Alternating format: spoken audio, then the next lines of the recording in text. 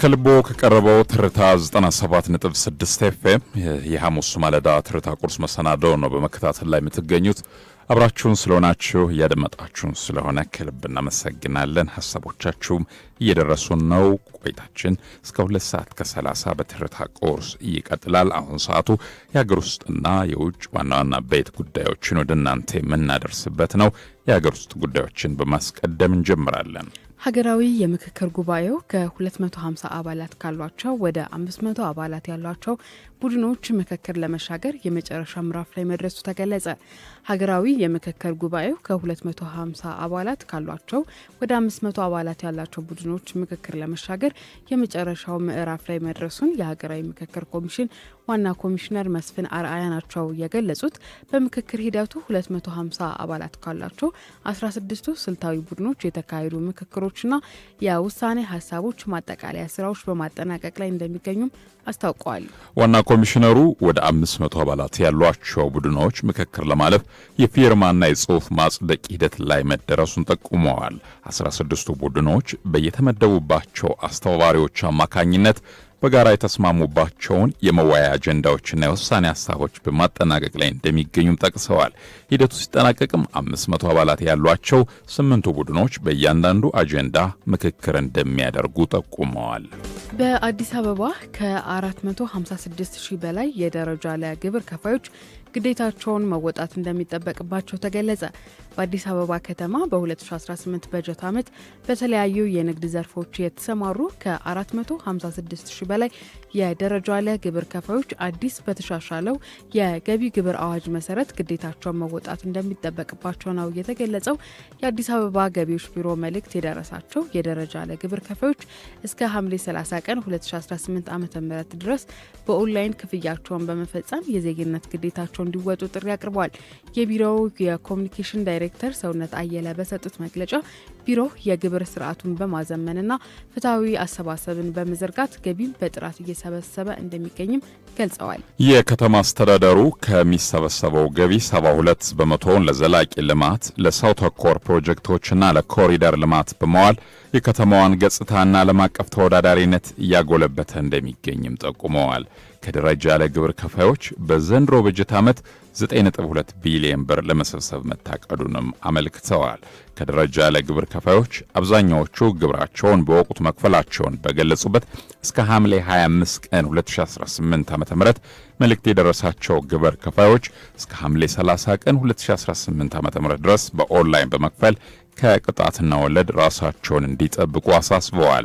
በተለያዩ ምክንያቶች መልእክት ያልደረሳቸው ወይም ከሐምሌ 25 በኋላ የደረሳቸው ግብር ከፋዮች መልእክቱ ከተላከላቸው ጊዜ ጀምሮ እስከ ነሐሴ 20 ቀን 2018 ዓ.ም ባሉት ቀናት ውስጥ ያለ ቅጣት ግብራቸውን መክፈል እንደሚችሉ ከኢትዮጵያ ዜና አገልግሎት የተገኘው መረጃ ይጠቁማል። አብራችሁን ስላላችሁ እጅግ እናመሰግናለን አድማጮች። ቀደም ሲል ከሀገር ውስጥ የተመራረጡ ዜናዎችን ነበር ለእናንተ ያደረስነው። አሁን ደግሞ ወደ ውጭ ዜናዎች እናልፋለን። የአፍሪካ ጉዳዮችን ቀዳሚ እናደርጋለን። በዲሞክራቲክ ሪፐብሊክ ኮንጎ አዲስ የኢቦላ ሕክምና ማዕከል ሊከፈት ነው። የዲሞክራቲክ ሪፐብሊክ ኮንጎ ባለስልጣናት በሀገሪቱ በከፍተኛ ፍጥነት እየተስፋፋ ያለውን የኢቦላ ወረርሽኝ ለመግታት በሚያደርጉት እንቅስቃሴ በዚህ ሳምንት በቡኒያ ከተማ አዲስ የሕክምና ማዕከል ስራ እንደሚጀምር አስታውቀዋል። የኢቱሩ ግዛት የሚገኘው ይህ ማዕከል 100 አልጋዎች ያሉት ሲሆን ወደ 300 የሚጠጉ የጤና ባለሙያዎችን መድበው አገልግሎት ለመስጠትም ተዘጋጅቷል። በአሁኑ ወቅት ከጠቅላላ የተያዙ ሰዎች መካከል 90 በመቶ ያህሉ በዚሁ ግዛት ውስጥ እንደሚገኙ የተገለጸ ሲሆን አዲሱ ማዕከል ጫና የበዛበትን የሕክምና ስርዓት ያቃልላል ተብሎም ተስፋ ተጥሎበታል። የዓለም ጤና ድርጅት ወረርሽኙ በአገሪቱ ታሪክ ፈጣኑና ትልቁ እንደሆነ ገልጾ እስካሁን ከ3800 በላይ ሰዎች ሲያዙ ከ1700 በላይ ሰዎች ሕይወታቸውን አጥተዋል። በሌላ በኩል ተመራማሪዎች በአሁኑ ወቅት ከተቀሰቀሰው የቡንዲቦጊዮ ኢቦላ ዝርያ መፍትሄ የሚሆን የክትባትና የሕክምና ምርምሮችን በከፍተኛ ፍጥነት እያካሄዱ ይገኛሉ ተብሏል። ምንም እንኳን አዳዲስ ሕክምናዎችና የክትባት ሙከራዎች ቢጀመሩም በስራ ቦታዎች ባለ የጸጥታ ስጋት፣ በህብረተሰቡ ዘንድ ባለው አለመተማመንና እንዲሁም የጤና ባለሙያዎች ጥቅም ጋር በተያያዘ በሽታውን የመቆጣጠሩ ስራ ከፍተኛ ፈተና እንደተፈጠረበት ተዘግቧል። ለሰዓቱ ወደ ያዝነው የመጨረሻ ዜናዎች እናልፋለን። ኢራን ከኦማን ጋር ለስምምነት መቃረቧ ተገለጸ። ኢራን ከኦማን ጋር የሆርሙዝ ሰርጥን እንደገና ለመክፈት ባደረጉት ድርድር ለስምምነት መቃረባቸውን የኢራን የውጭ ጉዳይ ሚኒስቴር አስታውቋል። ሆኖም አሜሪካና እስራኤል አሁንም በባህር መተላለፊያው ላይ ለመርከቦች አደጋ ደቅነዋል ስትልም ከሳለች።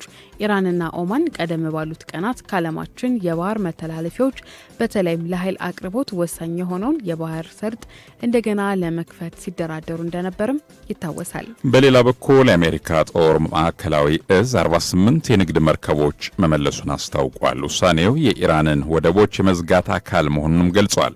አሜሪካና ኢራን የድርድር ረቂቅ ሰነዶችን ስለመለዋወጣቸው ኦማን ብትገልጽም ከፓኪስታንና ኳታር ጋር በጋራ የድርድር ጥረት ብታደርግም እስካሁን የተሳካ ድርድር መሆን እንዳልቻለ የዘገበው አልጀዚራ ነው።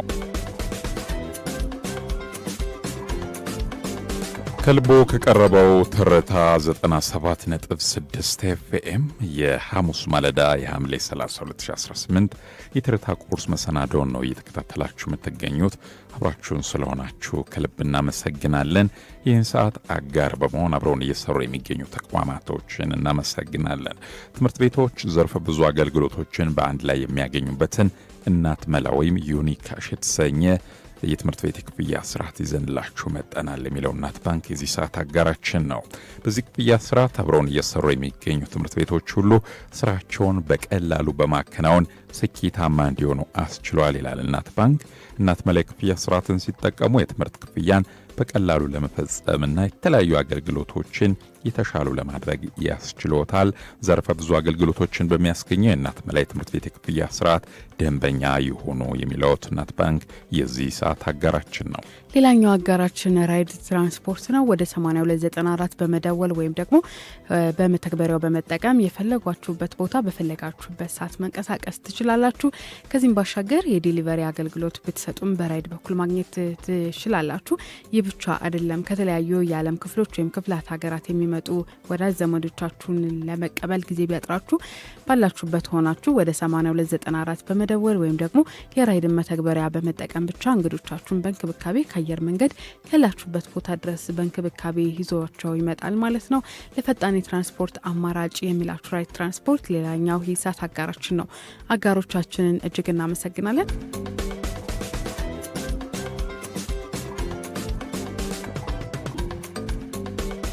ከልቦ ከቀረበው ትርታ 97.6 ኤፍኤም የሐሙስ ማለዳ የትርታ ቁርስ መሰናዶውን ነው እየተከታተላችሁ የምትገኙት። አብራችሁን ስለሆናችሁ እያደመጣችሁን ስለሆነ ከልብ እናመሰግናለን። እናት ባንክና ራይድ ትራንስፖርት ይህን ሰዓት አጋር በመሆን አብረውን ቆይታ ያደርጋሉ። አጋሮቻችንን ከልብ እናመሰግናለን። ሰዓቱ ከሀገር ውስጥና ከውጭ የተሰሙ ዋና ዋና ቤት ዜናዎችን ወደ እናንተ የምናደርስበት ነው። የሀገር ውስጥ ጉዳዮችን በማስቀደም እንጀምራለን። ኢትዮጵያና የአፍሪካ ህብረት ለኮፕ 32 ጉባኤ ስኬታማነት ትብብራቸውን እንደሚያጠናክሩ ገለጹ። የኢትዮጵያና የአፍሪካ ህብረት ኮሚሽን ለ32ኛው የተባበሩት መንግስታት ድርጅት የአየር ንብረት ለውጥ ጉባኤ ወይም ኮፕ 32 ስኬታማነት ትብብራቸውን አጠናክረው እንደሚሰሩ ነው የገለጹት። ይህንን የገለጹት የውጭ ጉዳይ ሚኒስቴር ጌዲዮን ጢሞቲሞስ የአፍሪካ ህብረት ኮሚሽን ሊቀመንበር መሐመድ አሊ የሱፍን ትናንት በጽህፈት ቤታቸው ተቀብለው ባነጋገሩበት ወቅት ነው። ውይይቱ በአፍሪካ ቀንድ የሰላምና ደህንነት ጉዳዮች እንዲሁም እንደ አውሮፓውያን አቆጣጠር በ2027 በኢትዮጵያ በሚካሄደው 32ኛ የተባበሩት መንግስታት ድርጅት የአየር ንብረት ለውጥ ጉባኤ ኮፕ 32 ዝግጅት ላይ ማተኮሩም ተጠቁሟል። ዓለም አቀፍ የአየር ንብረት ጉባኤው በስኬት እንዲካሄድ የአፍሪካ ህብረት ኮሚሽንና የአስተናጋጇ ኢትዮጵያ ትብብር ይበልጥ ሊጠናከር እንደሚገባ አጽንኦት መሰጠቱንም የአፍሪካ ህብረት መረጃ አሳይቷል። በአፍሪካ ሀገራት መካከል ምርቶች አላስፈላጊ ድጋሚ ፍተሻዎች ሳይኖሩ መዘዋወር አለባቸው ስትል ኢትዮጵያ አስታወቀች። በአፍሪካ ሀገራት መካከል ምርቶች አስፈላጊ የቴክኒክ እንቅፋቶችና ድጋሚ ፍተሻዎች ሳይኖሩ መዘዋወር አለባቸው ሲሉ የኢትዮጵያ ንግድና ቀጠናዊ ትስስር ሚኒስቴር ካሳሁን ጎፌ ናቸው የተናገሩት። ሚኒስቴሩ ይህንን ያሉት በአዲስ አበባ እየተካሄደ ባለው የአፍሪካ ስነ ልክ ድርጅት ጠቅላላ ጉባኤ ላይ ነው። ዶክተር ካሳሁን ጎፌ የአፍሪካ አህጉራዊ ነጻ የንግድ ቀጠና ስኬት የተመሰረተው በታሪፍ ቅነሳ ላይ ብቻ ሳይሆን ተአማኒና ተቀባይነት ያለው የጥራት መሰረት ልማት ስርዓት በመዘርጋት ነው ብለዋል። ይህም የንግድ ወጪን ከመቀነሱም በላይ በንግድ ማህበረሰቡ መካከል ጠንካራ እምነትን ይፈጥራል ብለዋል። ስነ ልክ ለዲጂታል ሽግግር ተአማኒ ልኬቶች ለአፍሪካ የወደፊት ዕጣ ፈንታ በሚል መሪ ቃል ጉባኤው በመካሄድ ላይ ነው። ዶክተር ካሳሁን ዲጂታል ስንልክ ለአራተኛ የኢንዱስትሪ አብዮት መሰረት መሆኑን ጠቅሰዋል። እንደ አርቲፊሻል ኢንተለጀንስ፣ ኢንተርኔትና ዘመናዊ የማኑፋክቸሪንግ ቴክኖሎጂዎች ውጤታማ እንዲሆኑ አስተማማኝ የመረጃና የልኬት ስርዓት መገንባት ለአፍሪካ የህልውና ጉዳይ መሆኑን መጥቀሳቸውን የንግድና ቀጠናዊ ትስስር ሚኒስቴር መረጃ አመላክቷል። አድማጮች አብራችሁን ስላላችሁ እጅግ አድርገን እናመሰግናለን። ቀደም ሲል ከሀገር ውስጥ የተመራረጡ ዜናዎች ነበር ለእናንተ ያስደመጥነው። አሁን ደግሞ ወደ ውጭ ዜናዎቻችን እናልፋለን። ሞሮኮና ካዛክስታን አዲስ የህግና የፍትህ ትብብር ስምምነት ተፈራረሙ። ሞሮኮና ካዛክስታን ወንጀለኞችን በመለዋወጥ በፍትህ ብሔርና በወንጀል ህግ ነክ ጉዳዮች ላይ የጋራ ትብብራቸውን የሚያጠናክሩ በርካታ የፍትህ ስምምነቶችን በራባት ተፈራርመዋል።